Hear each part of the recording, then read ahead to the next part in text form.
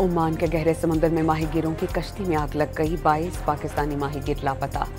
KP वजीर पख्तून यार खान ने बन्नू से ताल्लुक होने की तकदीद कर दी।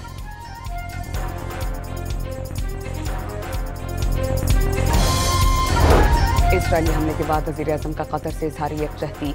अमीर कतर से मुलाकात। वाज़ेह किया कि पाकिस्तान मुश्किल वक्त में कतर के साथ है। एक रोज़ा दौरे के बाद शहबाज शरीफ वतन वापस रवाना।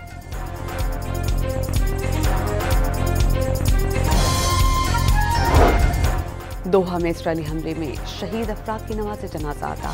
अमीर कतर शेख तमीम बिन हमद अस्सानी की शिरकत।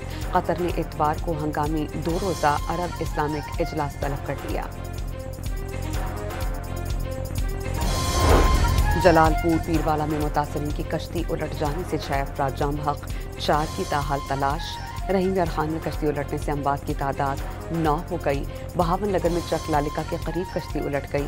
20 अफराद रेस्क्यू कर लिए गए, 3 लापता। और एशिया कप में हांगकांग ने बांग्लादेश को जीत के लिए 144 रन का हदफ दे दिया।